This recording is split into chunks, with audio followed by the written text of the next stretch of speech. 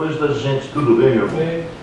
Depois de percorrermos aí vários caminhos a partir do pensamento e vida, lá no início do ano, nós passamos pela reencarnação, passamos pela influência espiritual, que é diferente de obsessão, passamos pela mediunidade, passamos pela obsessão, passamos pela morte e morrer, passamos pelo mundo espiritual, e hoje nós vamos falar um pouquinho sobre fluidos. Nesses tempos de medicina integrativa, né?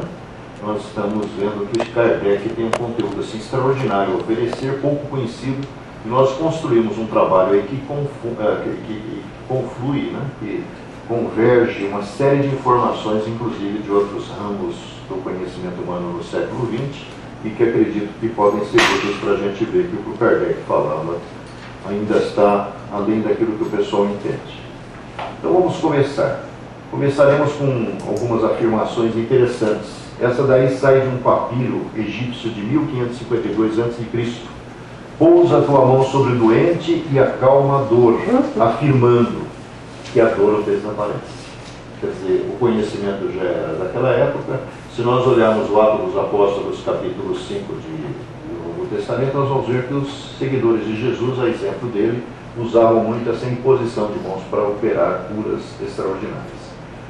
O Kardec fala no livro A Gênese isso aí: o estudo das propriedades do perispírito, dos fluidos espirituais e dos atributos fisiológicos da alma abrem novos horizontes à ciência e dá a chave de uma multidão de fenômenos incompreendidos até então.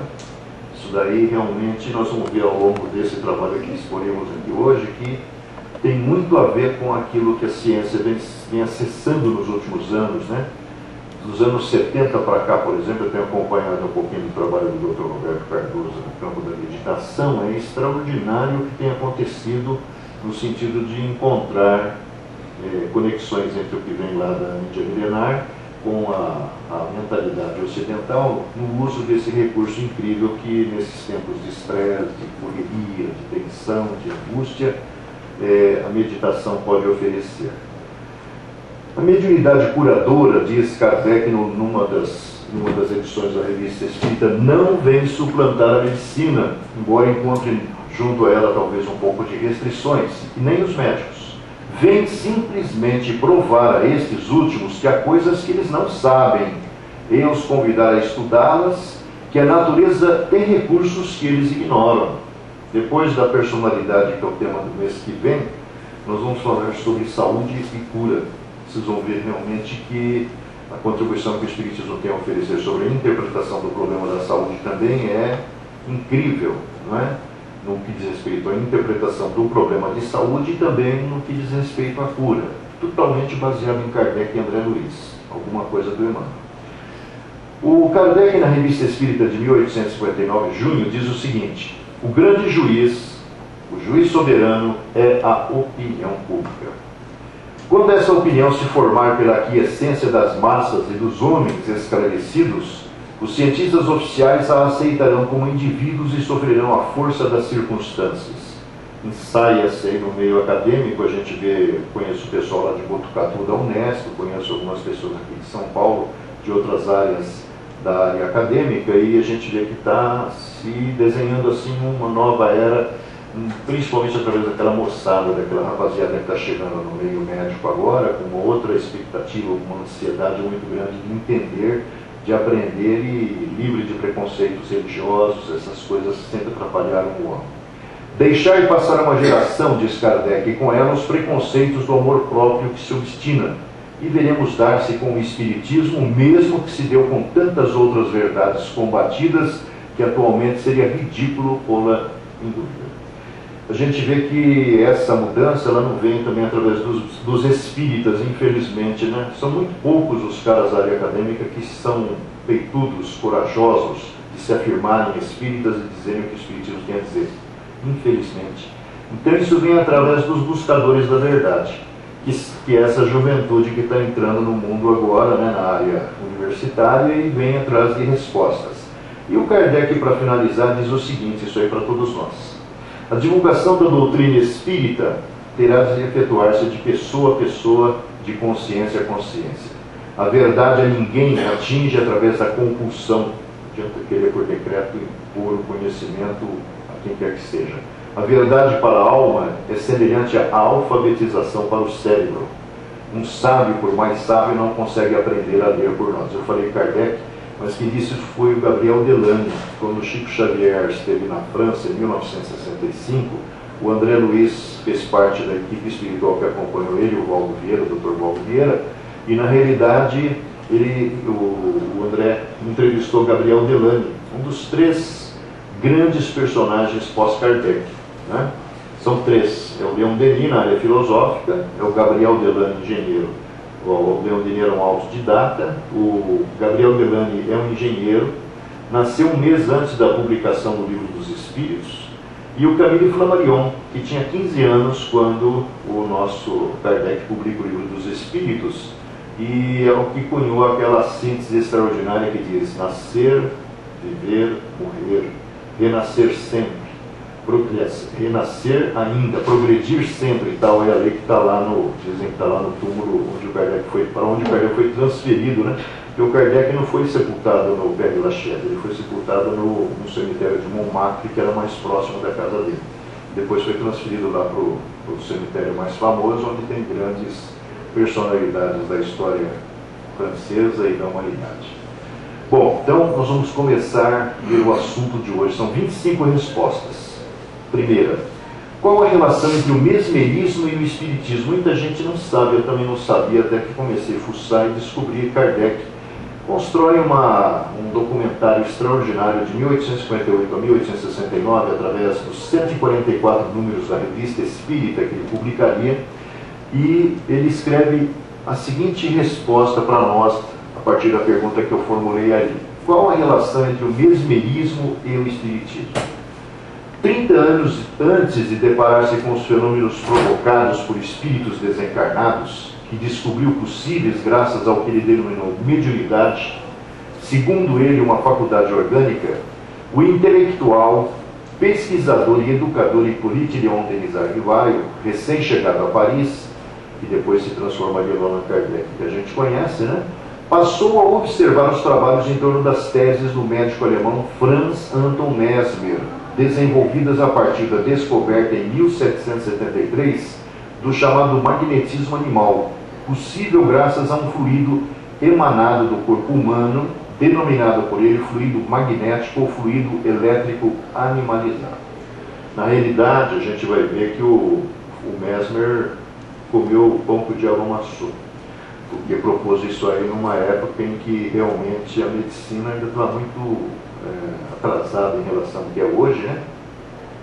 E na realidade ele, apesar do combate que fizeram a ele, porque haviam 2 grandes correntes em Paris onde tudo acontecia, e o Mesmer também teve talvez a infeliz experiência de ter sido contratado pelo governo francês, a pedido de Maria Antonieta. Luís XVI contratou ele, deve ter pago muita grana, porque o cara também pensava muito em dinheiro, né, pelo que a história diz, e deve ter causado um desconforto tremendo na Academia Médica lá de Paris. E por conta disso, uma experiência só foi feita em cima daquilo que ele propunha. Ele propunha tinha algumas coisas que eu acho que também era fruto da imaginação dele, e outras eram realmente acertadas. Essa é a história do fluido elétrico animalizado, segundo alguns historiadores, nasceu a partir de ele estava escrevendo numa mesa, aproximou-se dele um criado para entregar alguma coisa e ele percebeu uma energia emanando daquele cara.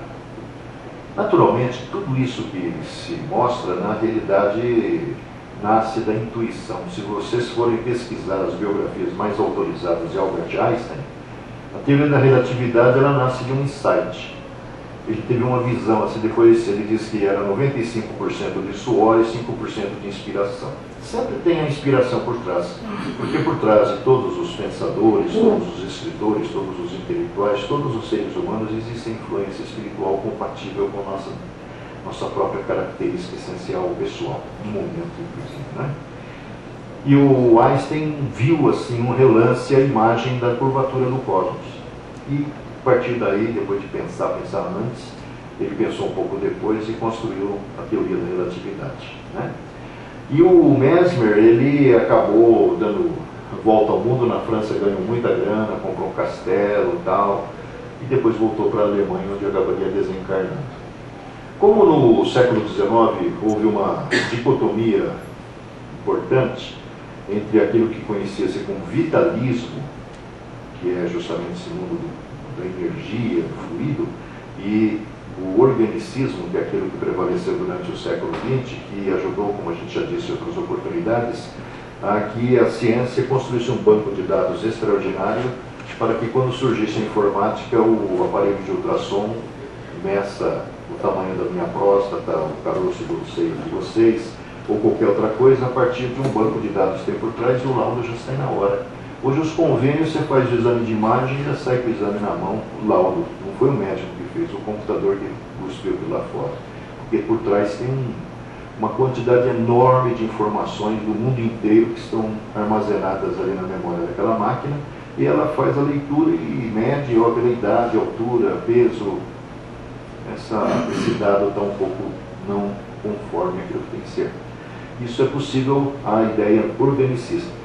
Mas no século XXI nós já estamos vendo uma outra tendência, que é justamente considerar que por trás do cérebro existe realmente a mente, que antigamente pensava-se que era apenas o resultado do funcionamento do cérebro, e hoje a gente está vendo que já se sabe que a mente funciona a comandar o teclado do computador, que é o cérebro, né? Isso é maravilhoso. O século XXI vai terminar com certeza com a constatação de que por trás de tudo essa mente é o espírito, né? O que mais que o Kardec escreveu? Isso, conforme escreveu quando do lançamento da Revista Espírita, 1858 de janeiro, levou-o a concluir que o magnetismo do tal do Mesmer preparou o caminho do espiritismo, e o rápido progresso dessa última doutrina se deve incontestavelmente à vulgarização das ideias sobre a primeira. Dos fenômenos magnéticos, do sonambulismo e do êxtase, as manifestações espíritas não há mais que um passo, diz o Kardec, está escrito lá. Tal é a sua conexão que, por assim dizer, torna-se impossível falar de um sem falar do outro. Se tivéssemos que ficar fora da ciência magnética, diz Kardec, nosso quadro seria incompleto e poderíamos ser comparados a um professor de física que se abstivesse de falar da luz. O magnetismo desenvolvido aí na época do Kardec e do Mesmer, nos 30 anos que precederam o surgimento do Espiritismo, consistia na utilização das chamadas sonâmbulas. Essas sonâmbulas, a partir dos magnetizadores que passavam a mão sobre a cabeça delas, despertavam um estado alterado de consciência, onde essas sonâmbulas punham-se a falar do futuro, fazer diagnósticos, ou falar do passado, dependendo delas, né? E o que é isso senão a médium? Sendo que ali, na realidade, era um fenômeno anímico. Mas o Kardec, ao longo dos estudos que vai demonstrar lá na Revista Espírita, ele vai falar que sempre existiu o espírito por trás do espírito, assessorando aquela criatura. Se nós olharmos a evolução da apometria, né, porque eu trabalho na área espírita desde 74 de uma maneira mais intensa, né, e eu vi um caso de um médium de desdobramento, que hoje é matéria-prima das apometrias da vida. Tem muito trabalho de apometria, até na Umbanda já está se falando em apometria, que é uma novidade aí que surgiu lá nos anos 60, no Rio Grande do Sul, no Hospital Psiquiátrico Espírita de Porto Alegre, e que a partir dos anos 80, 90, através de um cara que testemunhou isso na época lá, que era um estagiário de medicina do sanatório Dr. Vitor Ronaldo Costa, ele publicou um livro intitulado Apometria, contando das experiências do Dr. José Lacerda de Azevedo, que era o diretor clínico daquele hospital. E aí, novidade, atraiu muita gente, tem muita gente fazendo isso em São Paulo, principalmente em São Paulo, né? E aí eu fiquei a pensar, quem são esses médios? Será que tem tanto médio? Eu vi um amigo, que até já desencarnou, Eduardo Monteiro, um grande amigo meu, e na realidade, será que esses médios todos que estão aí surgindo em grande quantidade não são sonâmbulos do século XIX? Boa pergunta, né? Vamos ver o que mais o Kardec obtém aí de informação. Qual a base das ideias da tese desenvolvida pelo Dr. Mesmer, que é o tiozinho aí? Mesmer, entre as suas 27 proposições, ele só publicou isso, ele não publicou mais nada. Ele, na realidade, estava meio frustrado com a classe média.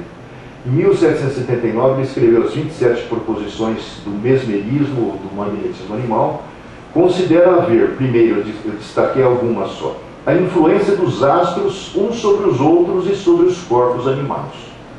Pode parecer que para o espírita isso seja meio fantasia, mas se você pegar o Consolador, você vai ver que o Emmanuel fala nessa possibilidade.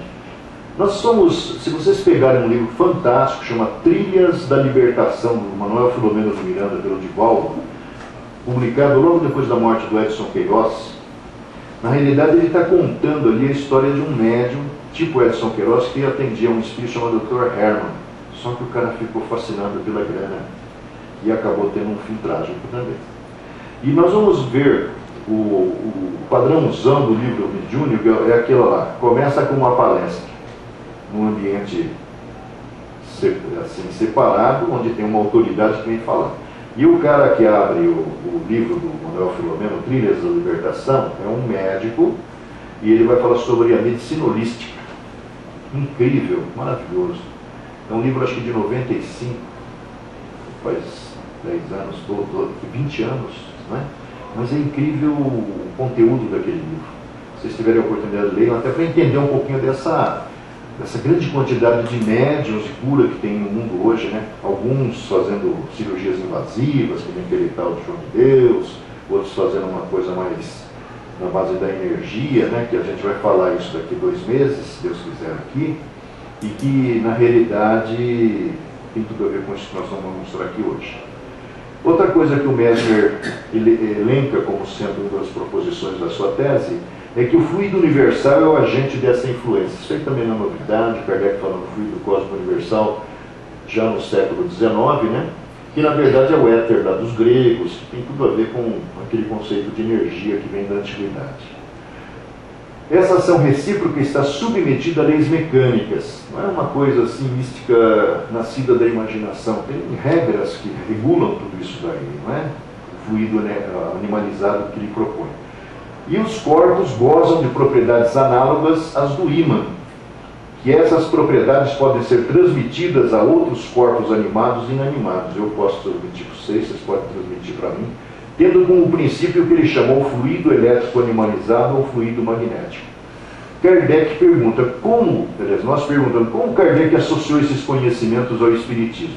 Bom, enquanto Mesmer fundamenta-se na visão fisiológica do corpo é uma máquina, nada mais que uma máquina, Allan Kardec afirmou a existência não apenas do espírito, mas também de um corpo intermediário, por ele denominado perispírito, que interliga as duas estruturas, a material e a espiritual. Isso hoje, como nós estamos no mundo da informação, se vocês vasculharem o passado, vocês vão ver que esse tal de perispírito já tinha a sua versão lá no Egito, tinha a sua versão na Índia, nós vamos falar um pouquinho dele daqui a pouco aí, tinha a sua versão em vários, o Hipócrates tinha a sua visão desse corpo espiritual, tinha a visão do semelhante e puro semelhante, e a medicina foi em outra direção, embora o pai da medicina seja aquele cara, né? Assevera Kardec que o espírito quer, o perispírito transmite e o corpo executa. Explica que os órgãos do corpo físico estão impregnados de fluido vital, que é o fluido elétrico animalizado do Mesmer, é a parte mecânica, que é essa aqui, ó. Que dá a todas as partes do organismo uma atividade que lhes permite comunicarem entre si, no caso de lesões, e restabelecerem funções momentaneamente suspensas, afirmando ainda. Então, o primeiro é o fluido vital, que é o elétrico animalizado do Mesmer. Kardec acrescenta aquilo que o Mesmer falou. A quantidade de fluido vital não é a mesma em todos os seres orgânicos, variando segundo as espécies. Porque ele não está presente só no corpo humano, nos animais irracionais também. Segundo, não é constante no mesmo indivíduo, nem nos mesmos indivíduos da mesma espécie, porque você gasta isso aí com o uso exagerado da sua mente, deprimido, angustiado, aflito, ansioso, ou talvez em exercícios mentais que descarreguem muita energia, como, por exemplo, na área de grande utilização da matéria mental aqui, que é a informática, não é? Os caras que ficam criando, que ficam tentando encontrar outros softwares, outros programas, outras aplicações àqueles conteúdos, eles estão gastando muito energia vital, fluido vital. Alguns indivíduos estão, por assim dizer, saturados do fluido vital enquanto outros o possuem apenas em quantidade suficiente, o que explica a atividade e energia mais abundante observada em alguns. A observação leva o Kardec também a dizer: a quantidade de fluido vital se esgota, impossibilitando até a manutenção da vida se não for renovada pela absorção e assimilação de energias que o contém. Uma doença de longo curso, o cara com a mente para baixo, ele está consumindo muita energia vital. 5. Que o fluido vital se transmite de um indivíduo para outro. Passe, o olhar, a palavra, tudo isso está se transmitindo a quem está diante de você, possibilitando que o que o tem em maior quantidade dá ao que menos tem, e em certos casos fazer voltar uma vida prestes a extinguir-se. Até isso pode acontecer, uma cura. Conforme resposta registrada no Livro dos Espíritos, questão 70, dá uma olhadinha, uma nota, tem um monte de dicas importantes que o Kardec dá. O fluido vital é a origem do fluido magnético ou fluido elétrico animalizado. Ou seja, aquilo que o mestre falou encontra aqui ressonância. Mas Kardec vai ter mais conteúdos, mas nós vamos permear isso com 6 exemplos tirados do André Luiz para ver como é que do lado invisível o cara enxerga isso funcionando. Aqui nós estamos diante de um médium meia boca, inescrupuloso, que ganha dinheiro com o seu trabalho, quer dizer, com o trabalho dos espíritos, é um chupinzão. E na verdade, mesmo ali, o André Luiz vê isso, está no livro Libertação. Margarida está morrendo, depressão profunda. Na verdade, por trás da depressão profunda da Margarida, existe a ação de um cara lá do século XIII, na verdade o Papa Inocêncio III, hoje identificado como Gregório. Hoje não, porque ele foi resgatado no final do livro e foi levado para reencarnar, né? Está lá no livro Libertação. E ele tinha sido, de uma certa forma, desdenhado pela Margarida, pela qual ele era apaixonado, mas a Margarida era uma mulher de fibra e moral. E o Papa, na época, na ascensão eclesiástica, estava afim da mulher. Só que ela dá uma desdenhada nele. Ele não esquece isso, chega ao poder, o tempo passa, 800 anos se passam, ele descobre ela reencarnada aqui, no Brasil, provavelmente no Rio de Janeiro, e manda os seus asseclas trazerem ela de volta para o plano espiritual. Como uma vida comum, religião mera formalidade, não tem grandes defesas. É uma pessoa que tem a vida redonda, marido bem economicamente, uma família organizada, e ela mergulha naquele estado de existência da vida. Mas por trás daquela situação existe no quarto dela, inclusive, uma equipe de espíritos que permanentemente ficam ali minando a resistência dela. O marido, meio desacorçoado, vai a um médico, o médico: olha, a medicina não pode fazer nada, talvez seja necessário procurar um médium espírita. Como espírita todo mundo é, não é? Não precisa de ser kardecista, é só mexer com mediunidade que já é espírito, né? Zíbia Gasparetto, graças a Deus, essa semana a Faria aí falou que ela não tem nada a ver com espiritismo. O negócio dela é a Lúcius e Grana. Está na Folha de São Paulo dessa semana. Disse isso mesmo, graças a Deus, né? Livrou o espiritismo de um grande problema. Porque, na verdade, está confundindo o povo. Porque eles se esquecem que eles se tornaram notáveis referências graças à ideia do espiritismo. O filho dela também, se não fosse o Vanucci estragar a vida dele, ele vai ver aquele parafuso achando que ele é o máximo, ele também não era a celebridade que é, não é? Seria um mero psicólogo lá no bairro do Ipiranga. Mas virou um astro. Infelizmente a vaidade é uma doença. Está lá.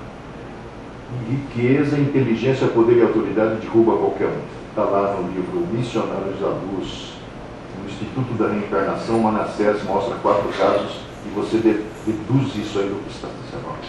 Riqueza, dinheiro, deixa qualquer um perturbado. Inteligência, muito inteligente, esse papo aqui é furado. Beleza, quero encostar em alguém que tem grana. E autoridade. Esse aí então vê quem está no poder, não quer largar nem em cima, e cortar a mão para tirar a pessoa do poder, né? Só que a vida segue em frente. Pega lá o Leis de Amor, vai ver lá que o Emmanuel fala do militar destrói tudo, do político. O que ele se torna? A gente gostaria que virasse tudo retardado mental, mas não é assim. A providência divina vai dar oportunidade numa área discreta, onde o cara dentro se sente uma uma grande capacidade contida pelos limites sociais. Ele quer ser médico, mas não vai conseguir nada ser além de um atendente de enfermagem. Quer ser engenheiro, mas não vai conseguir nada ser além de um mecânico. Porque as circunstâncias da vida vão impedir que ele reincida nos mesmos erros e vai ajudar a controlar aquele distúrbio que criou para si mesmo do ponto de vista mental. Porque a nossa mente é que determina a nossa realidade exterior, né? Social, inclusive. Então André descreve o que ele está vendo. Está lá numa casinha onde o marido pagou e os espíritos que cercam o médium, que é médium, porque médium é que nem uma faca, pode cortar pão e pode enfiar a barriga do outro e matar, e pode salvar. Não é assim? Médium é assim, todos nós o somos, a nossa moral que vai determinar a direção que damos à mediunidade. Então o André está vendo o cara mercantilista lá, ganha dinheiro com a mediunidade. Olha que interessante a descrição. Colocou-se o vidente em profunda concentração. Está dizendo que o cara é médium mesmo. Ele se concentrou, é um vidente, e notei o fluxo de energias a emanarem dele, através de todos os poros. Concentração profunda leva a uma expansão. Vocês vão ver umas imagens daqui a pouco, incríveis daqui a pouco, né?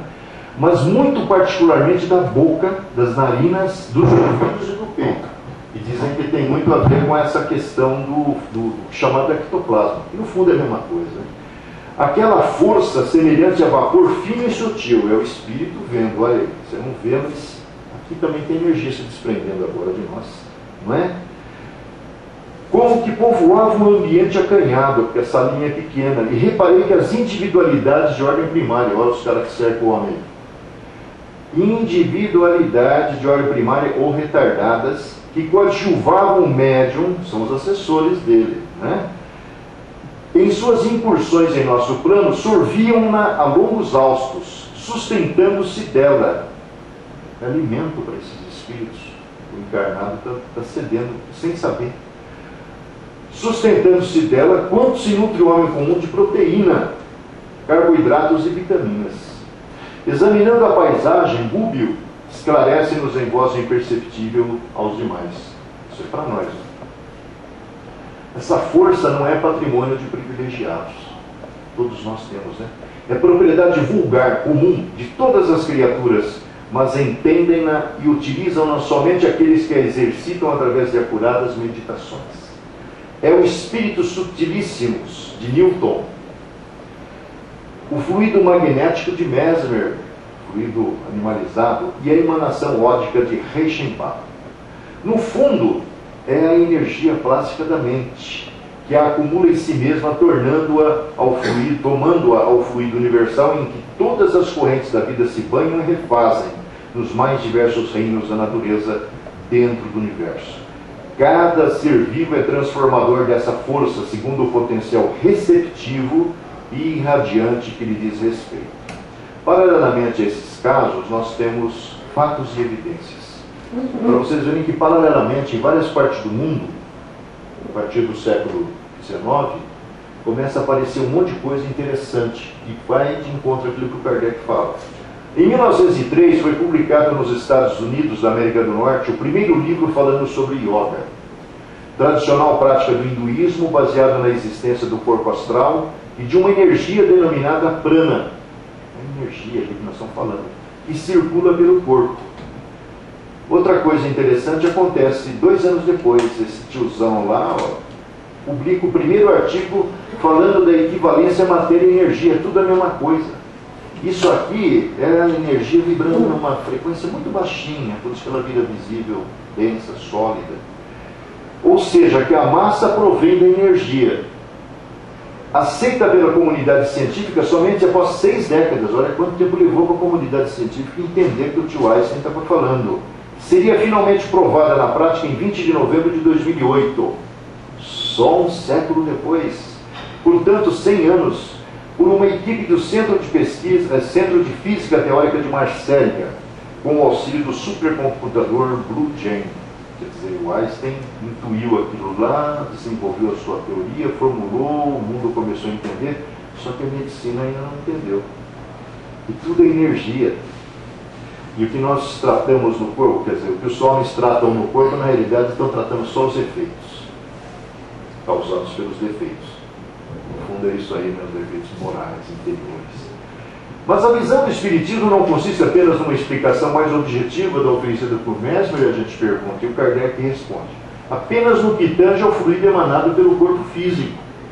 Afirma que o corpo espiritual, e olha que representação que a FEB fez legal, ó. Isso é o espírito, não é o que a gente imagina, né?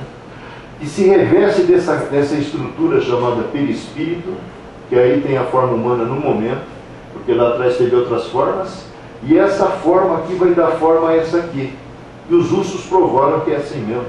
Não são espíritas, nem católicos, nem religiosos. Apenas no que tange ao fluido emanado pelo corpo físico. Afirma que o corpo espiritual, ou perispírito, também emana um fluido denominado por ele fluido perispiritual. Kardec, meu. Considera que suas propriedades podem dar uma ideia de como age. Diz, por exemplo, ser ele matéria. Ele é matéria, a gente não vê porque o nosso olhinho precisa do óculos para enxergar, precisa do telescópio, do microscópio eletrônico, precisa do monóculo, precisa de muitos recursos, senão não enxerga.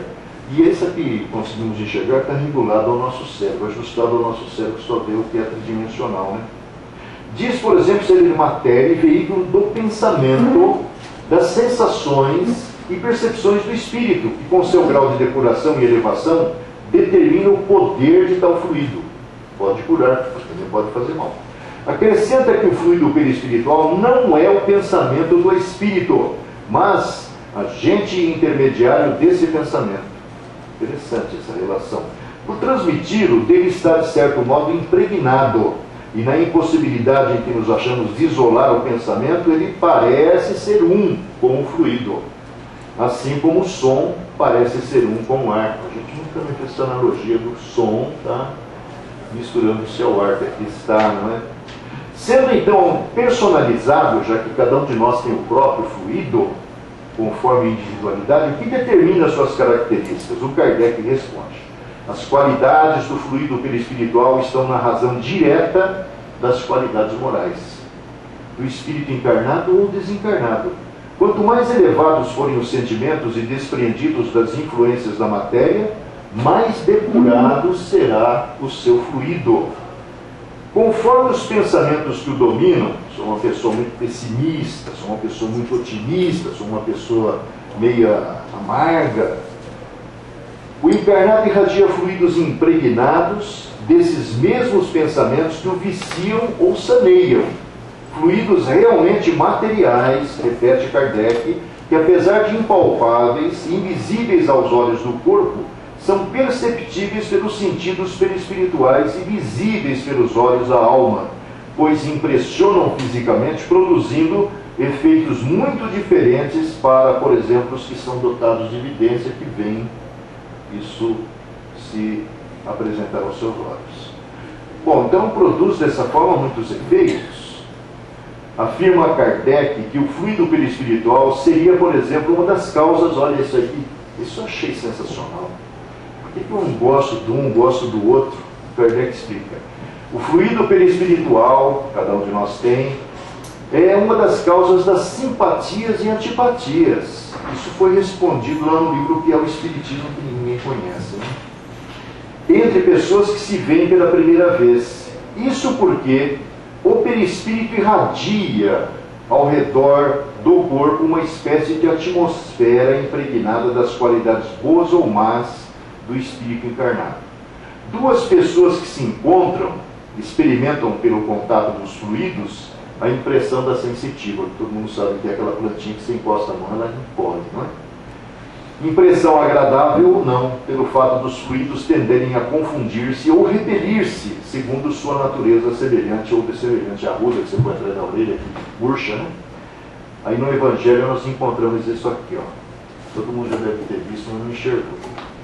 Esse sentimento é efeito de uma lei física, a lei da assimilação e repulsão dos fluidos. O pensamento maldoso, por exemplo, emite uma corrente fluídica que provoca uma sensação desagradável. Já o bondoso envolve com uma sensação agradável. Daí a diferença de sensação que sentimos com a aproximação de um amigo ou de um inimigo, não é? É por causa disso aqui, por causa do fluido perispiritual que nos é peculiar. E o mais interessante vem agora aí, ó. Esse homem chama-se Brian Weiss. Eu estou assim, deslumbrado, porque esse cara aí não é espírita, não sabe nada do espiritismo, é um psiquiatra americano, e o que ele fala nos seus livros é o que o espiritismo fala.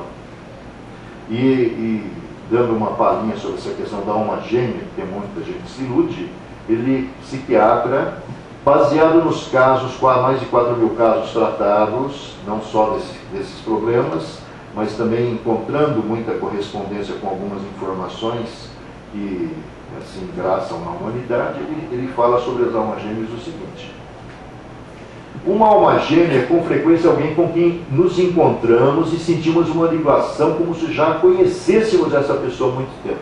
Pensa lá no que o Kardec acabou de falar do fluido perispiritual, né? De fato, provavelmente conhecemos mesmo.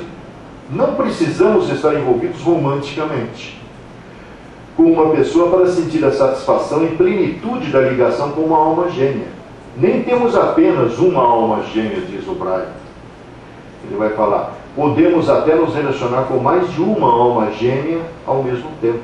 Nosso parceiro romântico pode completar nossa alma gêmea de uma maneira, tal como podem de outras maneiras um amigo fiel, um pai, um filho, um irmão, um amigo. Né? Olha que interessante que esse cara está falando, que vai de encontro àquilo que o Kardec revela lá no século XIX. André Luiz vai nos dar mais alguns exemplos de como é que esse fluido funciona. Silas emitiu forte jato de energia fluídica. Esse Silas é do bem, hein? Mas também tem o do mal. No centro espírita, quando você pega aquele sono que você baba, você cai babando lá do seu vizinho, é o do mal, porque nos domínios da mediunidade, o Aulus fala assim, olha, quando vai começar a reunião, primeiro entram os encarnados a serem assistidos. Depois entram os desencarnados que os acompanham. E esses desencarnados são acessados ao ambiente para que talvez aquele papo do expositor consiga talvez dar um clique na cabeça dele e acordar. Caso contrário, ele às vezes projeta sobre a sua presa, o encarnado, esse jato de energia aí no sentido negativo, e o cara dorme mesmo para não ouvir. Porque se ele ouvir, ele vai desconectar, é a tomada que tira do fluido, né? Então, olha lá o que o André fala. Silas emitiu forte jato de energia sobre o córtex encefálico da moça. E ela, sem conseguir explicar a si mesma, não consegue entender. Eu mesmo já aconteceu, confesso, muitos anos atrás, numa reunião aqui perto do aeroporto, eu estava desse jeito também. Eu não conseguia manter os olhos abertos, a mulher falando lá, e eu desmaiando, não entendia, não conseguia controlar o som. Não tinha nem como sair, porque eu estava tudo comprimido ali. Explicando a si mesmo a razão do torpor, que é um torpor mesmo, você fica embriagado de sono, que lhe invadiu o campo nervoso, deixou-se adormecer pesadamente, qual se houver absorvido violento narcótico. Outro caso que o André coloca, aqui não trazemos à mesa qualquer pessoa que se manifeste perturbada ou desgostosa, pessimista, porque a fraqueza, neurastenia e a inquietação emitem fluidos pesados e venenosos, sem que você saiba, que se misturam automaticamente às substâncias alimentares e vão fazer mal para quem está ali no ambiente. E o último caso que ele coloca nesse caso 2, quanto aos fluidos de natureza deletéria, não precisamos temê-los, porque instintivamente recuam ante a luz espiritual que os fustiga ou desintegra. E aí o Emmanuel fala lá no fim dos casos do Chico Xavier que certo estão os evangélicos que antes de comer fazem uma prece, porque a prece neutraliza todas essas influências e às vezes contamina os ambientes. Mais alguns fatos e evidências, olha essa daí. 1922, vocês vão ver que um é na Inglaterra, outro é lá nos Estados Unidos, outro é na Alemanha, outro é não sei aonde. 1922 é divulgada a técnica de curas através da energização de pontos do corpo humano, descoberta ou desenvolvida por um budista japonês chamado Mikao Usui, denominada posteriormente Reiki. Trata-se de uma prática espiritual enquadrada no vitalismo, aquele do Mesmer, da homeopatia, tendo por base a existência da energia universal Qi, que os chineses acham que existe, ou Qi, manipulável através da imposição das mãos, restabelecendo o equilíbrio natural não só espiritual, mas também emocional e físico. Chegou aos Estados Unidos, 22, só chegou nos Estados Unidos em 37 via Havaí. A Europa na década de 80, assim como no Brasil, foi aí que nós descobrimos o reiki, mas ele já existia desde 1922. Outra coisa interessante, lá na Inglaterra, Japão, Inglaterra, quer dizer, lá, os espíritos do Senhor trabalhando, como diz o Espírito da Verdade a Kardec no prefácio do Evangelho segundo o Espiritismo. Espalham-se sobre toda a terra para colocar de maneira clara o que estava obscuro. Como Jesus havia prometido no capítulo 14, versículo 26 e 16 do Evangelho de João. Nos anos 30, o médico inglês Richard Bach apresenta os florais de Bach, ele era homeopata originalmente, provando acerca da ideia cultivada desde a infância de que deve ser tratada a personalidade da pessoa. Esse troço funciona, gente. Eu experimentei uma crise em 97. 1997 eu estava no osso. E realmente eu vi que o floral de Bach faz a diferença para tratar suas emoções. Ele deve ser tratado a personalidade e não a doença, através do princípio ativo não material da flor. Princípio ativo não material da flor. Kardec falou lá da energia dos corpos viventes, né? Pelo fato da enfermidade ser o resultado do conflito da alma, diz o Richard Bach, um eu superior à parte mais perfeita do ser e da personalidade, eu inferior, o que somos nós no dia a dia. Então, o que ele faz? Ele pega pétalas ou partes de algumas flores, coloca ela no sol no primeiro momento do alvorecer, misturado com água, e essas energias se desprendem para a água, as energias da flor. E as flores que ele identificou, elas tinham correspondência com ansiedade, com depressão, com angústia, estados emocionais, a personalidade. E realmente tem o floral de Bach, que é inglês lá, e tem a florição de lá, de uma outra atmosfera, e tem os florais de Minas aqui no Brasil também, que fazem o mesmo efeito, que também fizeram as correspondências. Né? Como se dá a ação desses fluidos, voltando a Kardec? Diz o nosso Kardec. Quem quer que alimente pensamentos de ódio, inveja, ciúme, orgulho, egoísmo, animosidade, falsidade, hipocrisia, malevolência, numa palavra, pensamentos colhidos na fonte das más paixões, a gente não conhece ninguém, espalha em torno de si eflúvios fluídicos perturbadores. Quer dizer, é contagioso, porque a nossa essência não se reflete no fluido perispiritual, que o cara falou agora há pouco. O fluido perispiritual não é muitas vezes a justificativa para a simpatia ou antipatia que temos uns pelos outros. Ele está carregando através do pensamento essas energias negativas todas, que reagem sobre os que nos cercam, causa-nos mal-estar ou causa-nos bem-estar. Se considerar que pensamentos atraem pensamentos da mesma natureza, que os fluidos atraem fluidos similares, compreende-se que cada indivíduo traz consigo também um cortejo de espíritos simpáticos, que também tem isso, né? A gente acaba tendo a companhia que nós merecemos, ou que nós procuramos. Né? Bons ou maus, e que assim o ar saturado de fluidos compatíveis com os pensamentos que o predominam. Diz ainda Kardec, pensamentos maus, em minoria, não impedem que as influências boas se produzam, pois essas os neutralizam. Mas se dominarem, enfraquecerão a radiação fluídica dos bons espíritos, ou mesmo, por vezes, impedirão, Kardec diz, que os bons fluidos penetrem nesse meio, como o nevoeiro enfraquece ou detém os raios do sol, que seria assim meio tênue, né? Como evitar a influência negativa dos maus fluidos? Aí, ó. Esse meio se destaca da própria causa que produz o mal, que se faz quando se reconhece que um alimento é nocivo à saúde, está com um aspecto meio ruim, um odor desagradável, coisas do tipo, né? Kardec diz, rejeita-se, substituindo por alimento mais são. Desde que são os maus pensamentos que enquadram os maus fluidos e os atraem, ou temos que nos esforçar para só ter pensamentos bons. Muito difícil, né?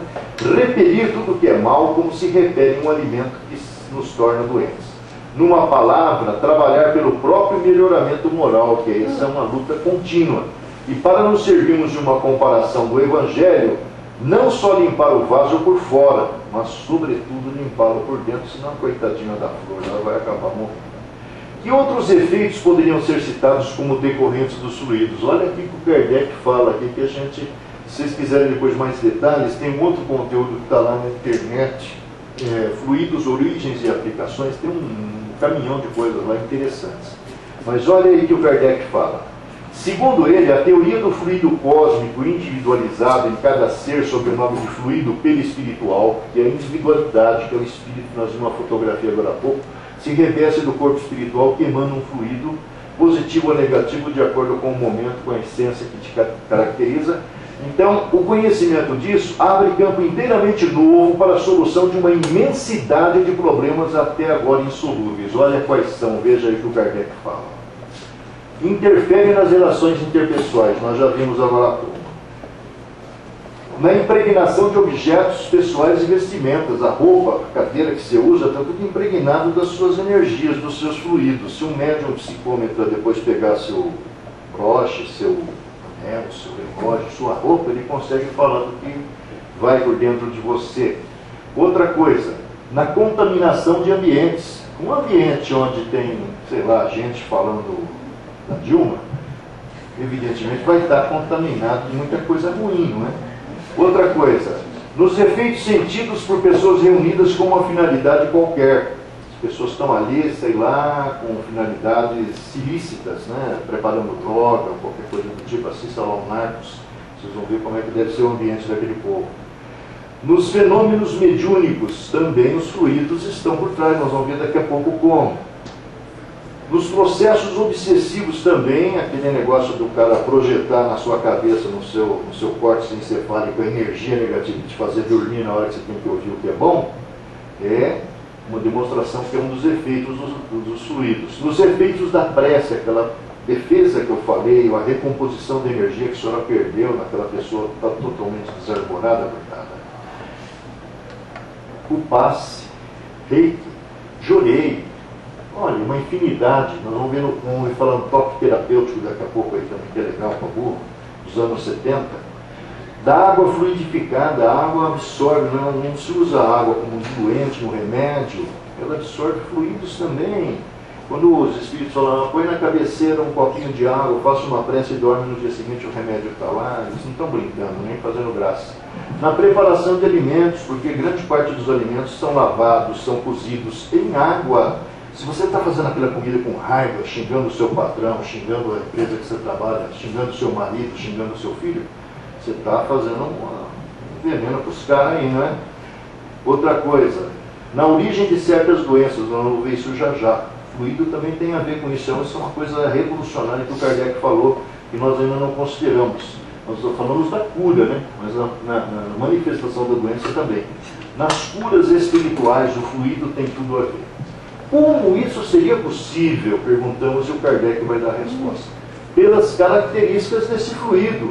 Segundo ele, como já vimos, ele nos escapa continuamente, formando em torno do nosso corpo uma atmosfera que somente age sobre os indivíduos que nos cercam, sem impulsionado pela nossa vontade. Vejamos algumas outras.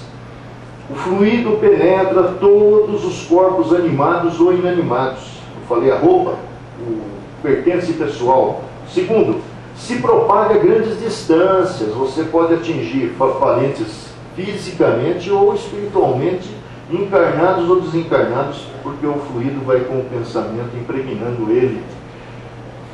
Dependendo das condições e força do emissor.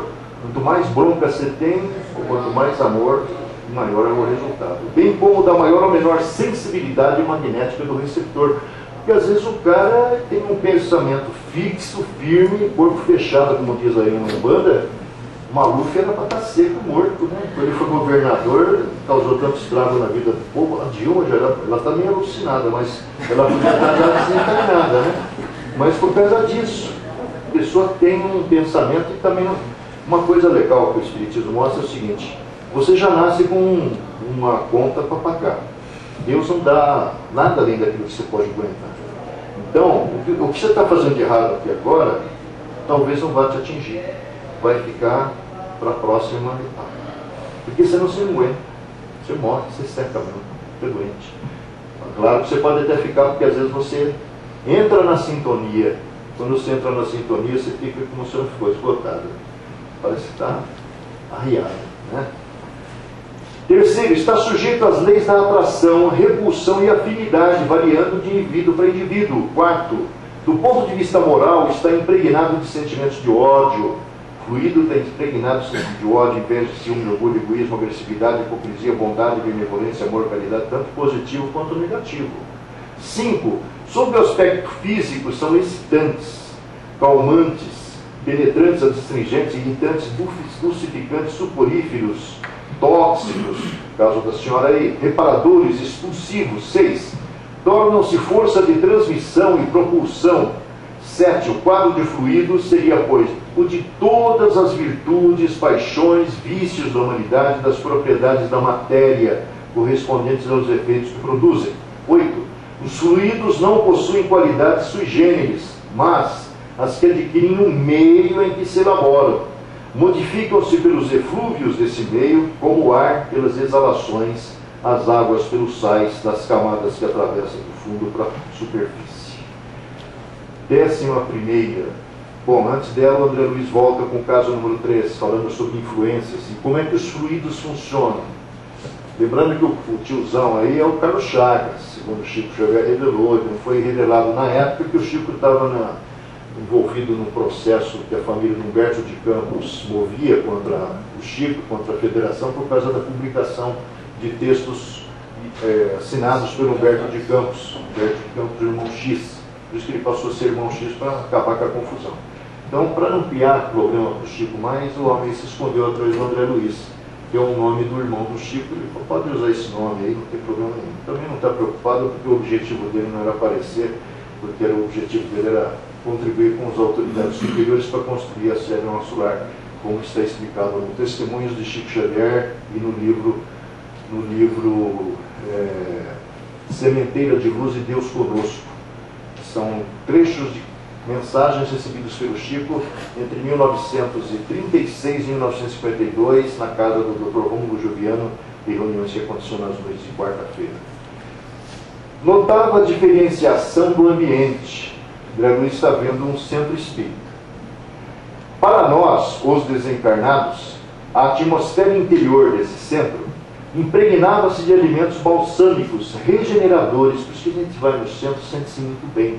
Porque lá é um ambiente preparado continuamente. Porque os caras falam, por exemplo, no centro, que eu trabalho também aqui, a Casa do Caminho, está preparado desde cedo, é conversa. O ambiente está continuamente preparado, porque ele é um posto de assistência. Ele fecha as portas para a matéria, mas para o plano espiritual continua aberto. Então está sempre balsâmico, sempre regenerador. Aí ele fala da rua. Cá fora, porém, o ar pesava. Acentuava-se-me sobremaneira a hipersensibilidade, diz o André, diante das emanações grosseiras da rua. As lâmpadas elétricas semelhavam-se a globos pequeninos, de luz muito pobre, isolados em sombra espessa.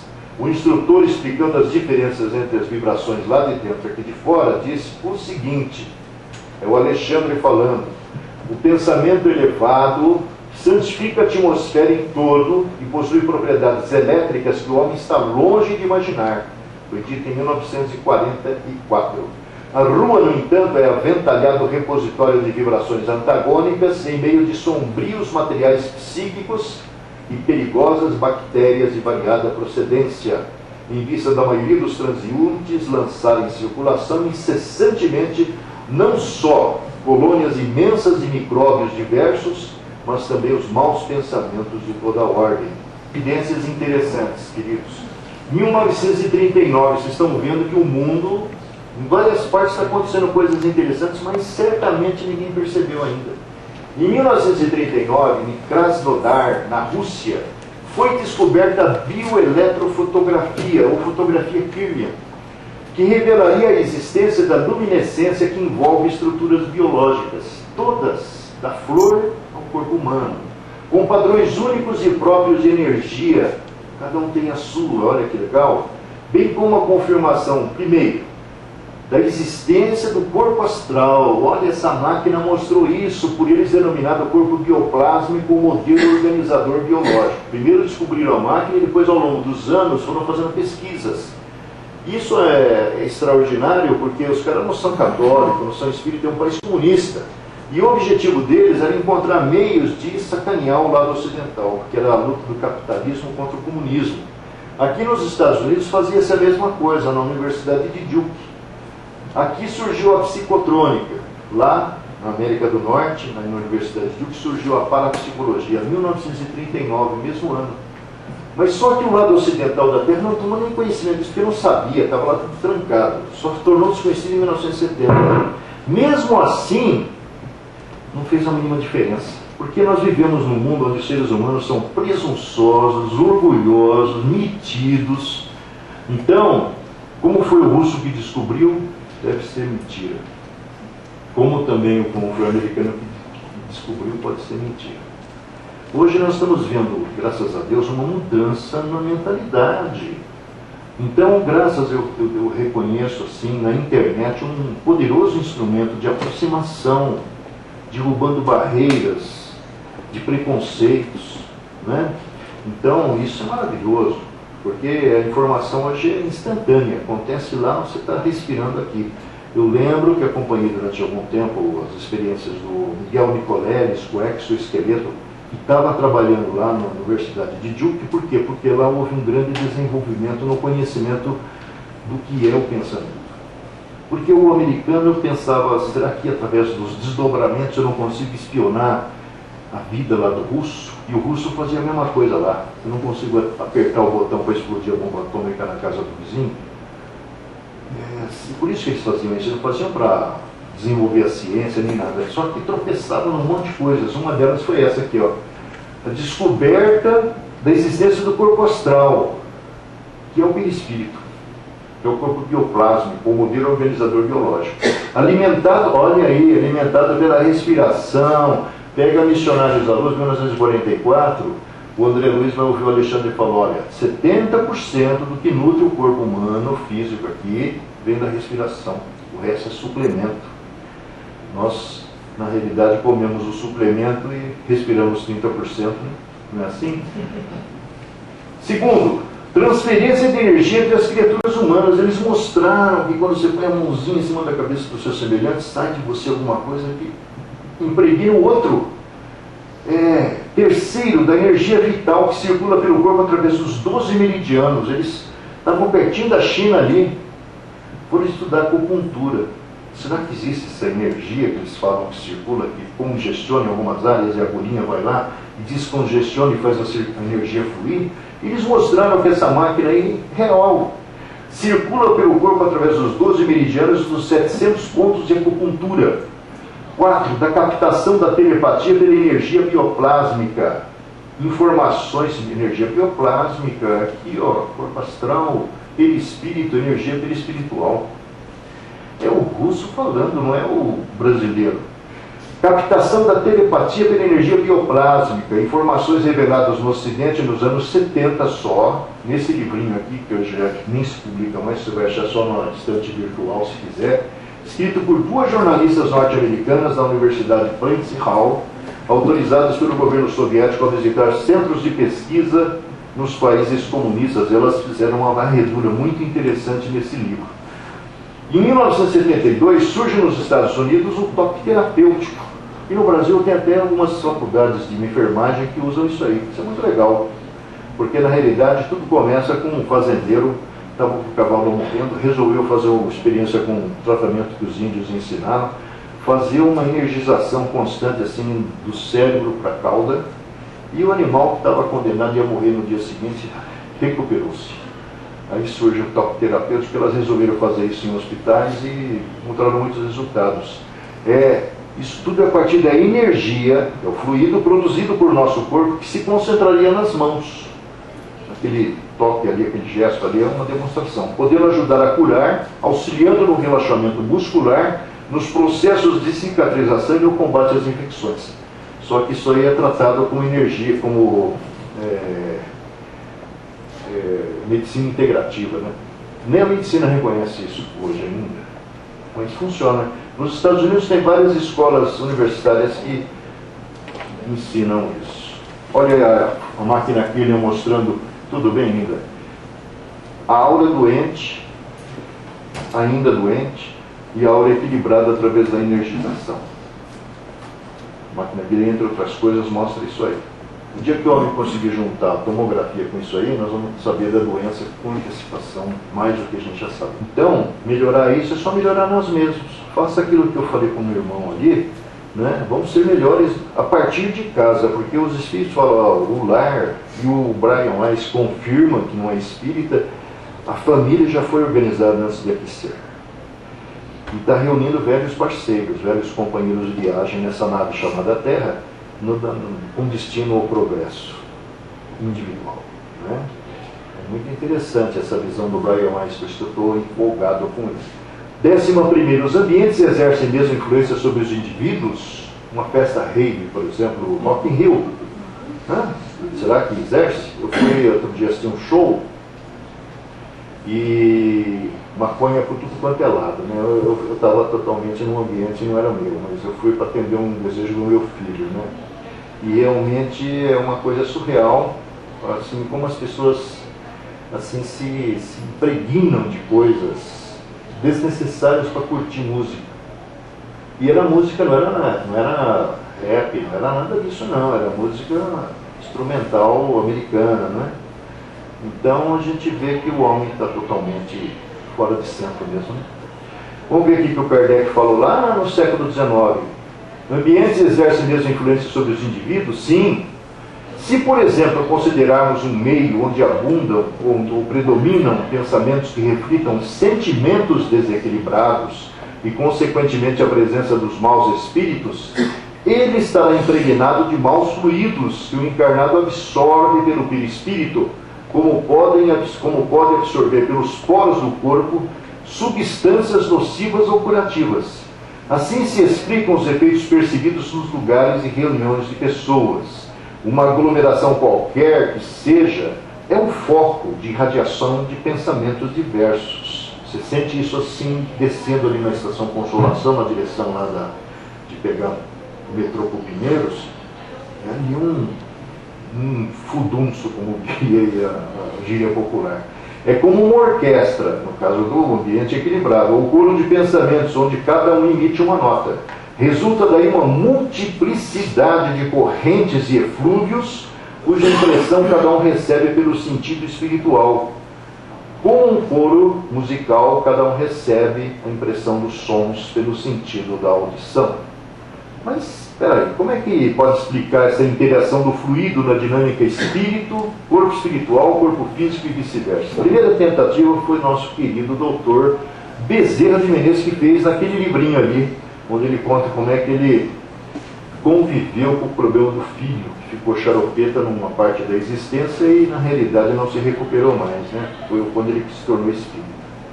Diz o doutor Bezerra: uma primeira tentativa de explicar isso foi incluída pelo médico Dr. Adolfo Bezerra de Menezes no livro A Loucura sob Novo Prisma, escrito ainda quando vivia na nossa dimensão. Segundo ele, vamos ver, olha que interessante, o perispírito recebe pelo sistema nervoso sensorial todas as impressões do corpo e, como um espelho, as reflete. O espírito toma por tal efeito conhecimento delas e imprime no perispírito suas determinações, que são transmitidas ao corpo mediante o concurso dos nervos motores. O cérebro, de onde decorrem os dois sistemas de nervos, é uma pilha grande que segrega o fluido nervoso, de que os fios de cada sistema são simples canais condutores, e é por isso que o cérebro é constituído de duas substâncias, a branca e a cinzenta, das quais uma segrega o fluido sensível e a outra o motor. Assim, por exemplo, se um mosquito nos picar, a impressão é levada ao cérebro pelos nervos sensíveis ou sensoriais e ali gravada no perispírito, que é ligado a todas as moléculas do corpo, e no perispírito a alma toma dela conhecimento, sente a dor e, sentindo-a, procura remover a causa. Essa resolução traduz-se em movimento imposto ao corpo pelo espírito, mediante o perispírito, que a transmite ao cérebro, o qual, sempre pela força da vontade anímica, põe em ação os nervos motores necessários à ação de mover, suponhamos, o braço para matar ou afugentar o mosquito. O perispírito, portanto, é quem transmite à alma as impressões do corpo concentradas no cérebro e é quem transmite ao corpo as decisões do espírito pela impulsão dada ao cérebro, como centro do sistema nervoso. O corpo, então, é simples meio de pôr o espírito em relação com o mundo externo, ligando-se a ele pelo perispírito. Mas onde entra o fluido perispiritual nessa história? Aproveitemos a analogia do Kardec. O homem é um pequeno mundo cujo diretor é o espírito, e no qual o princípio dirigido é o corpo. Nesse universo, o corpo representará uma criação da qual o espírito seria Deus, apenas com analogia, não identidade. Os membros desse corpo, os diferentes órgãos que o compõem, seus músculos, nervos, articulações, são igualmente individualidades materiais, se se pode dizer assim, localizado em um lugar especial do corpo. Se bem que o número dessas partes constitutivas de naturezas tão variadas e tão diferentes seja considerável, entretanto, ninguém duvida que não possa se produzir um movimento, que uma impressão qualquer possa ocorrer em lugar particular sem que o espírito disso tenha consciência. Há sensações diversas em vários lugares simultâneos. O espírito as sente todas, as discerne, analisa, as assinala para cada um a sua causa e o seu lugar de ação por intermédio do fluido perispiritual. Mas é possível entender melhor como se processa a conexão entre o espírito e seus dois veículos de manifestação, o perispírito e o corpo espiritual? André Luiz volta e nos diz: para responder essa pergunta, precisamos recorrer a outro médico, que é esse homem aí, e da privilegiada posição de desencarnado, diferente do Dr. Bezerra que estava encarnado, que deduziu, ou foi inspirado, construiu uma coleção de 13 títulos, reportando não só suas impressões, mas também conhecimentos adquiridos na situação em que se viu após morrer em nossa dimensão, porque ele não imaginava que sobreviver após a morte seria do jeito que foi. Sabe-se hoje, foi escolhido entre outros, está lá no livro Deus Conosco, pela não vinculação a nenhum grupo religioso, aliás, só formalmente católico aqui, mas também não estava nem aí, para construir uma série com vistas ao despertamento das criaturas ávidas de saber a partir de meados do século XX. Identificado apenas como André Luiz na obra em questão, essa aqui, Serviço das Mediunidades de Chico Xavier e do médico Valdo Vieira, doutor médico. Era dentista também. Um vivia em Uberaba, outro vivia em Pedro Leopoldo. Um recebia capítulos nas terças, outro recebia capítulos nas quintas. Não imaginava que depois seria juntado tudo e daria origem a esse livro, oferecendo uma ideia da evolução filogenética do ser e dentro dela o corpo físico e do corpo espiritual como veículos da mente em sua peregrinação ascensional para Deus. Segunda parte desse livro, perguntas e respostas incrivelmente interessantes. Por que a mulher não pode conceber? Como é que é a comida lá no plano espiritual? Nós vimos no mês passado aqui, né? Está lá no mundo espiritual.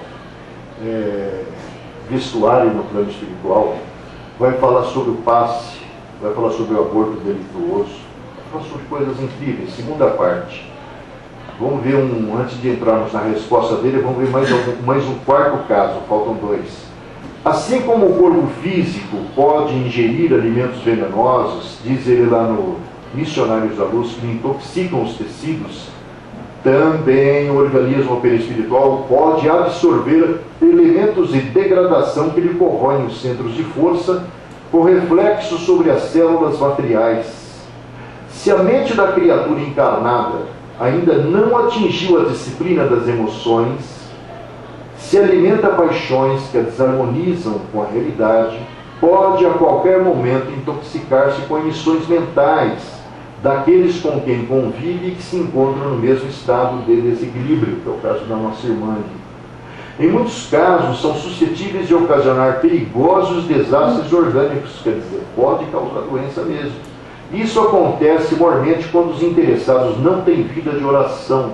A gente não imagina o que a oração significa de autoimunização contra qualquer tipo de problema e também recuperação diante deles, cuja influência benéfica pode anular inúmeros males.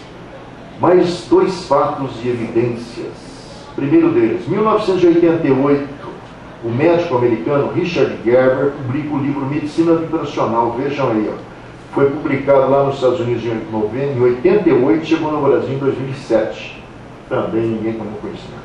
Onde discute os meios. É uma Bíblia, aquele livro é sensacional. Ele faz um apanhado extraordinário desse mundo da energia na nossa realidade física.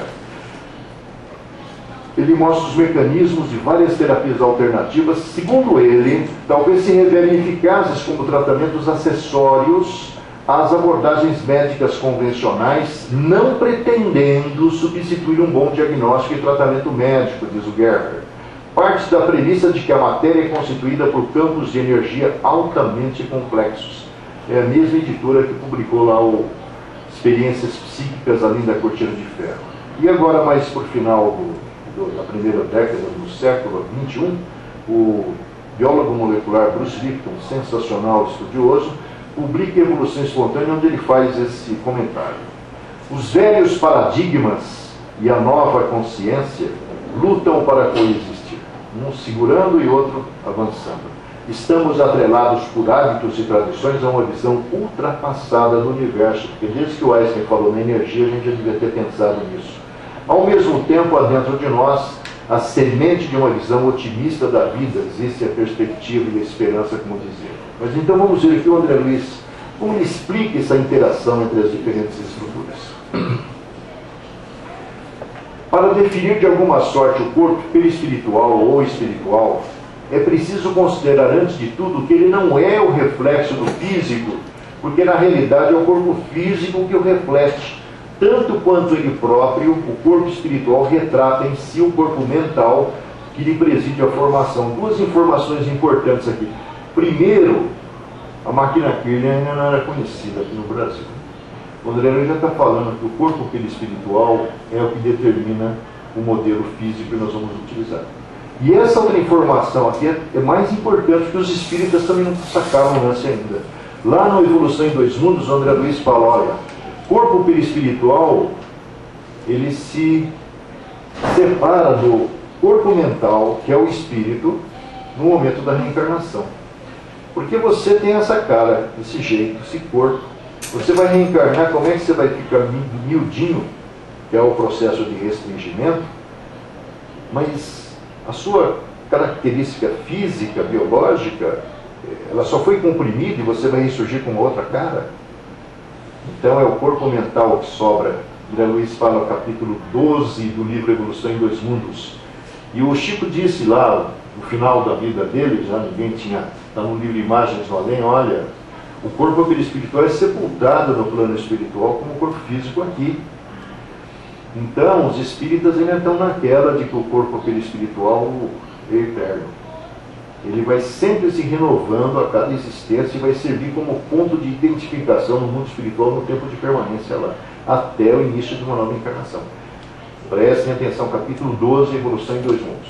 Estudado na posição de criatura desencarnada, diz o André, o corpo espiritual ou psicossoma é assim o veículo físico, o corpo espiritual é físico, relativamente definido pela ciência humana com os centros vitais em número de 7. Isso vem da Índia milenar, chakras, que essa mesma ciência, por enquanto, não pode perquirir e reconhecer.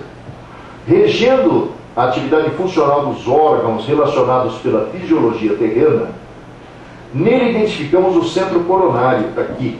A epífise pineal é a glândula que liga esse corpo perispiritual ao corpo físico. Quando você vai desencarnar, quando você encarna, o umbilical está aqui. Mas quando você desencarna, a ligação final é aqui, quando o cérebro para de funcionar.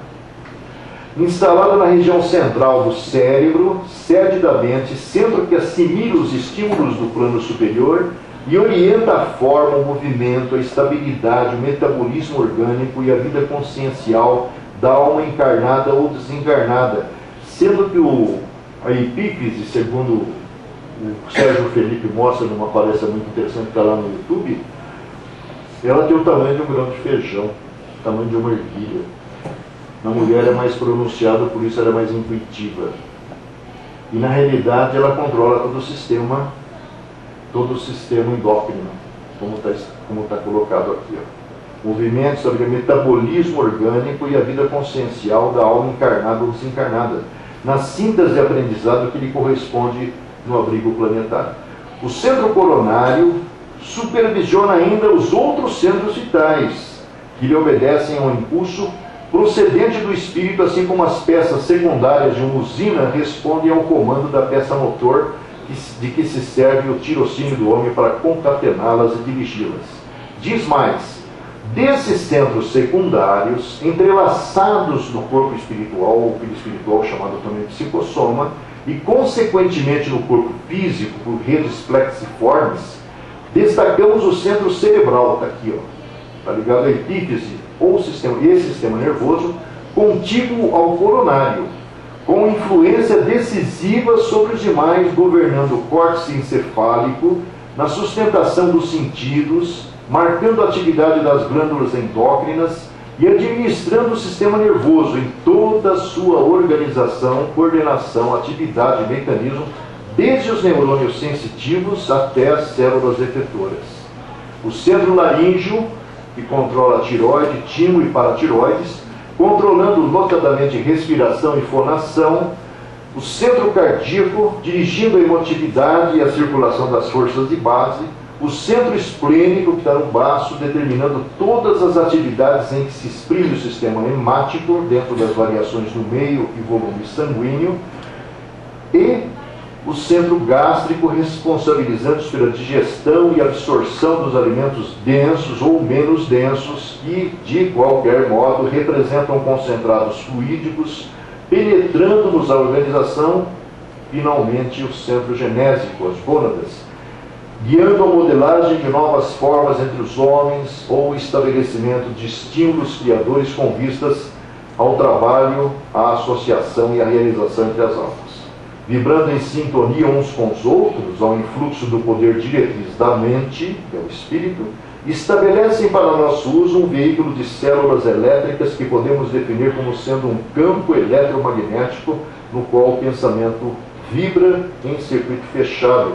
Esse campo eletromagnético é aquele da máquina Kirlian, aquela radiação que expande-se se os pensamentos são positivos, contrai-se se os pensamentos são negativos, que adquire colorações mais suaves quando o pensamento é positivo e colorações mais escurecidas e contraídas se os pensamentos são negativos. Bom, e como esses centros de força se ligam, afinal, ao corpo físico? Conclui André Luiz. No cérebro, o centro coronário e o centro cerebral agem em movimento sincrônico de trabalho e sintonia. Por intermédio do primeiro, a mente, que é o espírito, administra o seu veículo de exteriorização, que é o corpo espiritual, o espírito psicossoma, utilizando-se a rigor do segundo, que lhe recolhe os estímulos, transmitindo impulsos e avisos, ordens e sugestões mentais aos órgãos e tecidos, células e implementos do corpo, por que se expressa. E assim como o centro cerebral se representa no córtex encefálico por vários núcleos de comando, controlando sensações, impressões do mundo sensório, o centro coronário, através de todo um conjunto de núcleos, o diencéfalo, possui o tálamo, para onde conflui todas as vias aferentes à cortiça cerebral, com exceção da via do olfato, que é a única via sensitiva de ligações corticais que não passa por ele, vasto sistema de governança do espírito. Aí, nessa delicada rede de forças, através dos núcleos intercalados nas vias aferentes, através do sistema talâmico de projeção difusa e dos núcleos parcialmente abordados pela ciência da Terra, quais os da linha média que não se degeneram após a extirpação do córtex, segundo experiências conhecidas, verte o pensamento ou fluido mental por secreção sutil não do cérebro, mas da mente, do espírito, fluido que influencia primeiro por intermédio dos impulsos repetidos toda a região cortical e as zonas psicosmatosensitivas, vitalizando e dirigindo todo o cosmo biológico para, em seguida, atendendo ao próprio continuismo do seu fluxo incessante, espalhar-se em torno do corpo físico da individualidade consciente e responsável pelo tipo, qualidade e aplicação do fluido, organizando-lhe a psicosfera ou halo psíquico, que é a aura. Esse fluido ou matéria mental tem a sua ponderabilidade, suas propriedades quimioeletromagnéticas específicas, definindo-se em unidades perfeitamente mensuráveis, qual acontece no sistema periódico dos elementos químicos no plano terrestre. Esses conteúdos, naturalmente, podem servir para reflexões por parte daqueles que conhecem, estudam o corpo físico, né? Entre a interação entre as diferentes estruturas conforme apregoado pelo Espiritismo. Como o fluido perispiritual adquire propriedades curativas?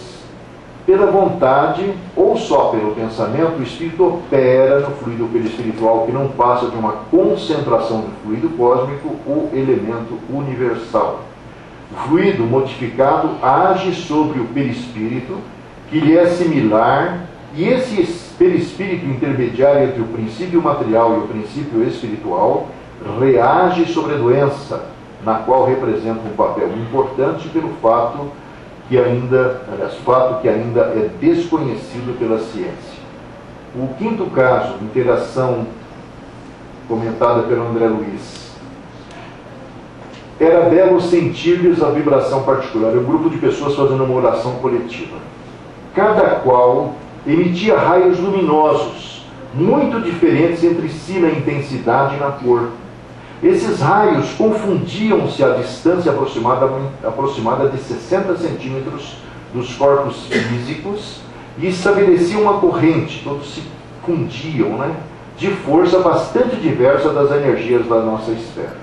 As energias dos encarnados, lá que estão falando dos desencarnados, as energias dos encarnados casavam-se aos fluidos vigorosos dos trabalhadores de nosso plano de ação, congregados em vasto número, formando o precioso armazém de benefícios para os infelizes, assistidos evidentemente, extremamente apegados ainda às sensações fisiológicas. É um ambiente onde tem muito desencarnado, como acontece nas reuniões públicas, né?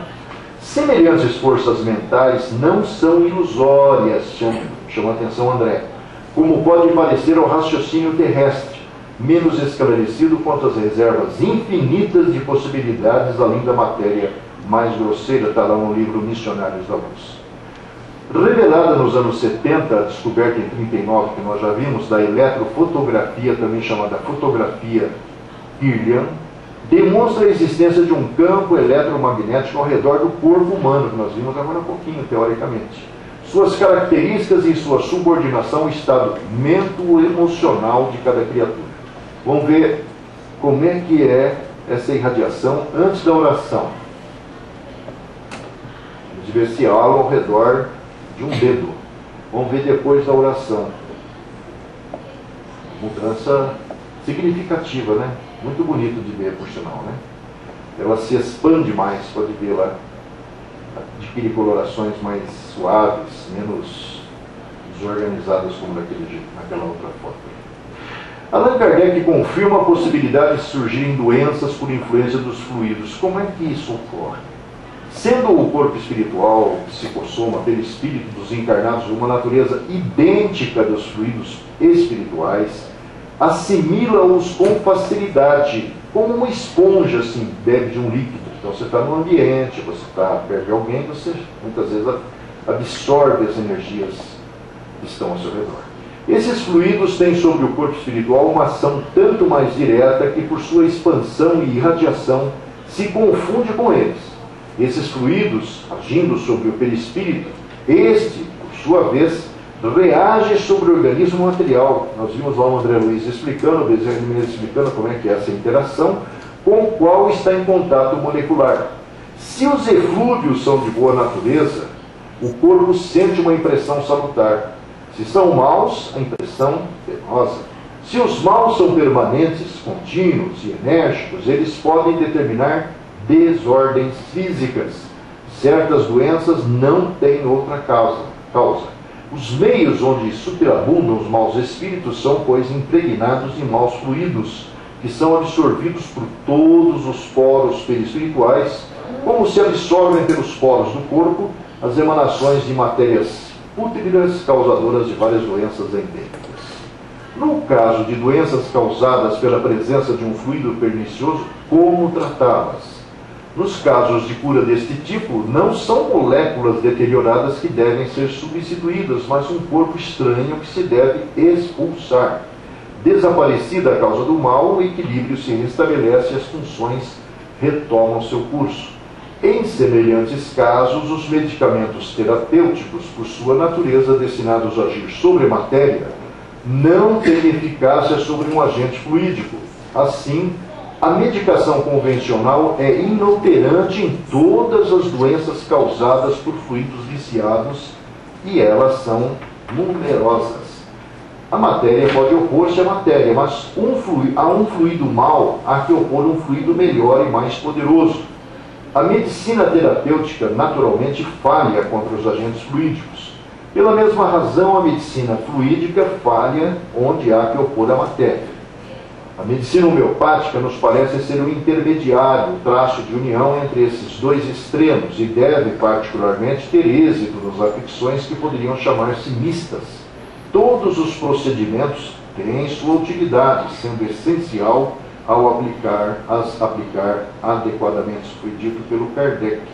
Como evitá-las?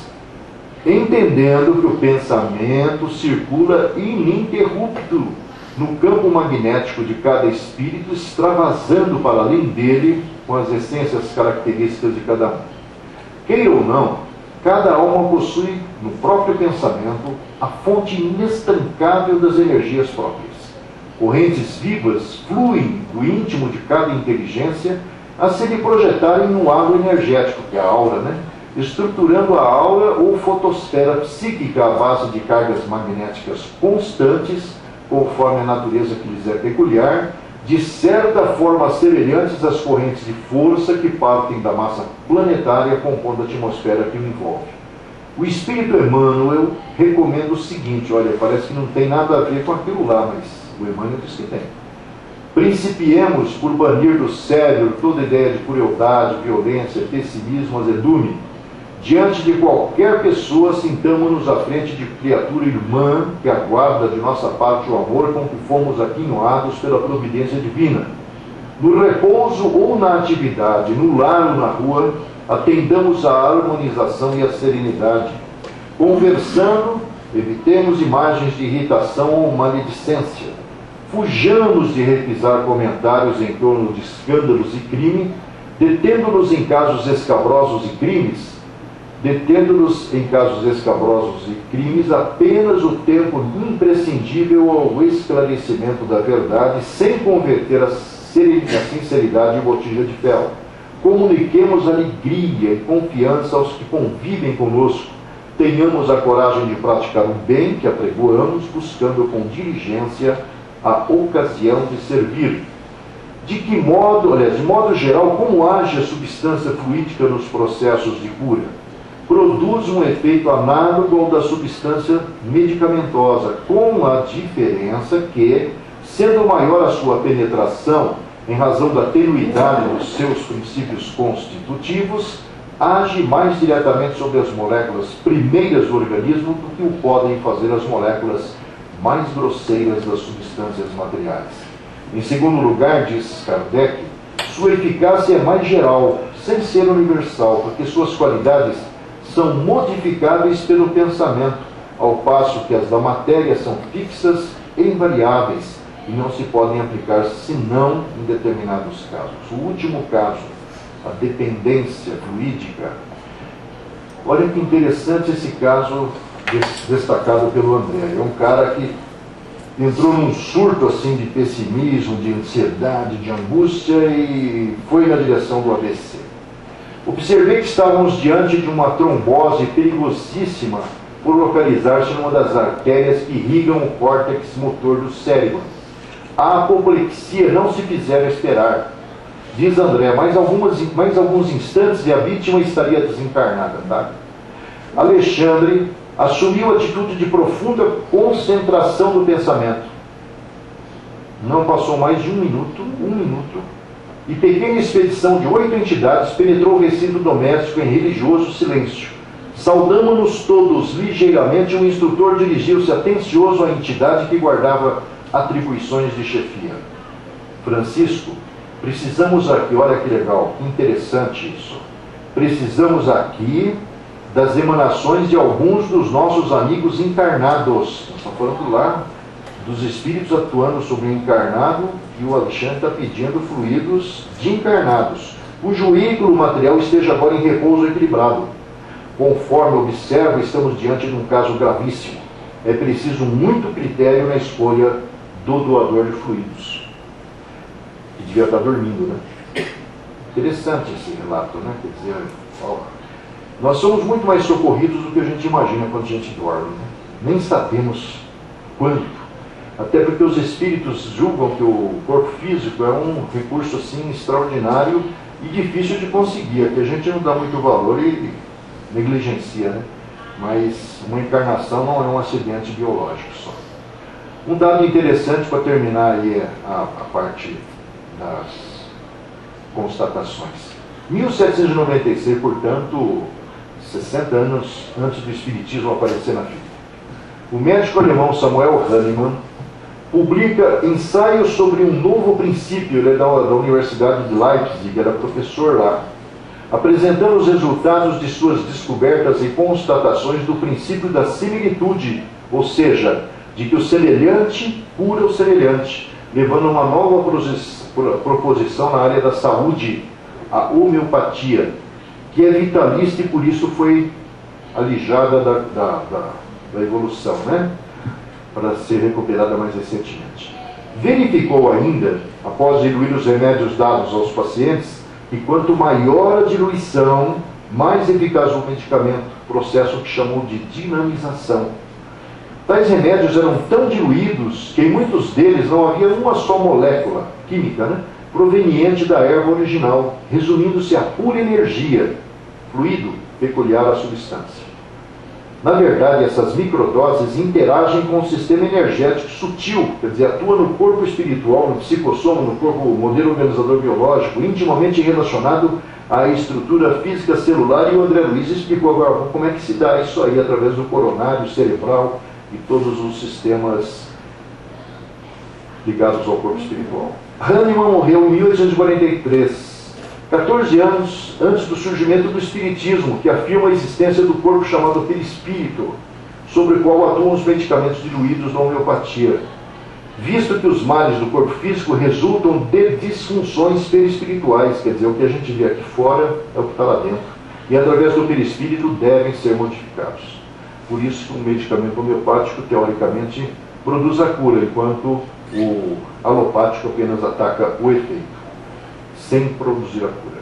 Como o perispírito é uma espécie de termo médio entre a energia pura e a matéria rarefeita, somente quando a matéria das substâncias medicinais atinge aquela mesma fronteira energética, é possível atuar na medida certa, na dosagem adequada.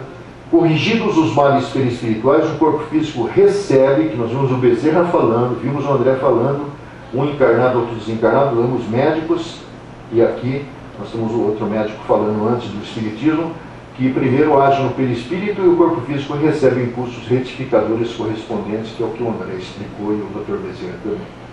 O sistema de Hahnemann, na verdade, resgatava o de outro médico, chamado Paracelso, que vivera 214 anos antes. Esse, por sua vez, partia dos princípios de Hipócrates, o pai da medicina, que fala a mesma coisa lá. Semelhante, puro semelhante, embora a medicina tenha se desvirtuado e desviado daquele primeiro conteúdo. Nos casos em que o tratamento fluídico é aplicável, como explicar as curas instantâneas, que às vezes acontece, as obtidas após uma ação continuada e outras em que não ocorre a cura? Kardec: essa diferença se deve à mesma natureza e causa primária do mal, ou primeira do mal. Duas doenças que apresentam na aparência sintomas idênticos podem ter causas diferentes. Uma pode ser determinada pela alteração das moléculas orgânicas, e nesse caso é necessário reparar, substituir moléculas deterioradas por outras sãs, operação que só se pode fazer gradualmente. A outra por infiltração nos órgãos sãos de um fluido mau que perturba suas funções. Nesse caso, não se trata de reparar, mas expulsar. Esses dois casos requerem no fluido curador qualidades diferentes. No primeiro, é preciso um fluido suave, mais suave e violento, sobretudo aurido em princípios reparadores. No segundo, um fluido enérgico, mais próprio à expulsão do que à reparação. Segundo a qualidade desse fluido, a expulsão pode ser rápida e como por efeito de uma descarga elétrica. Subitamente livre da causa estranha que o fazia sofrer, o doente sente-se aliviado, imediatamente, como acontece na extirpação de um dente estragado. Não estando mais obliterado, o órgão volta ao seu estado normal e retoma suas funções. No caso da não obtenção da cura, o Espiritismo nos dá a conhecer que a maioria das doenças, como todas as misérias humanas, são expiações do presente ou do passado, ou provações para o futuro. São dívidas contraídas cujas consequências devem ser sofridas até que tenham sido resgatadas. Não pode ser curado aquele que deve suportar a provação até o fim. Qual a relação do fluido perispiritual e os fenômenos mediúnicos? O fluido perispiritual é o agente de todos os fenômenos espirituais. Esses fenômenos não podem se operar senão pela ação recíproca dos fluidos emitidos pelo médium e pelo espírito. As relações entre os espíritos e os médiuns se estabelecem por meio do seu perispírito, e a facilidade dessas relações depende do grau de afinidade que existe entre os dois fluidos. Pela assimilação dos fluidos perispirituais, o espírito se identifica, por assim dizer, com a pessoa que quer influenciar. Não somente lhe transmite seu pensamento, mas pode exercer sobre ela uma ação física, fazê-la agir ou falar à sua vontade, fazê-la dizer o que não quer, em uma palavra, servir-se dos seus órgãos como se fossem os seus. Pode, enfim, neutralizar a ação do seu próprio espírito e lhe paralisar o livre-arbítrio no caso das doenças mentais mais agudas. E nos processos obsessivos? Como nos prevenirmos ou reverter os quadros obsessivos? Diz Kardec, o pensamento produz uma espécie de efeito físico que reage sobre o moral por ser uma emissão que ocasiona uma perda real nos fluidos espirituais e, por consequência, nos fluidos materiais. O meio é muito simples, porque depende da vontade do próprio homem, que carrega em si o preservativo necessário. Os fluidos se unem em razão da semelhança de sua natureza. Os fluidos dessemelhantes se repelem. Há incompatibilidade entre os bons e os maus fluidos, como entre o óleo e a água. Quando o ar está viciado, é saneado por correntes de ar saudável mais forte. À invasão dos maus fluidos é necessário por bons fluidos. E, como cada um tem no seu perispírito uma fonte fluídica permanente, carrega-se o remédio em si mesmo. Não se trata senão de depurar esta fonte e dar-lhe qualidades tais que elas sejam para as más influências um contraste, em lugar de ser uma força atrativa. O perispírito é uma couraça, à qual é necessário dar melhor têmpera possível. Ora, como as qualidades do perispírito estão em razão das qualidades do espírito, é necessário trabalhar no seu próprio melhoramento, porque são as imperfeições da alma que atraem os maus espíritos. As moscas vão aonde os focos de corrupção as atraem. Destruir esses focos e as moscas desaparecerão. Do mesmo modo, os maus espíritos vão aonde o mal os atrai. Destruir o mal e eles se afastarão. Os espíritos realmente bons, encarnados ou não, nada tem a temer da influência dos maus espíritos. Finalizando, como é a ação do fluido no processo de desencarnação?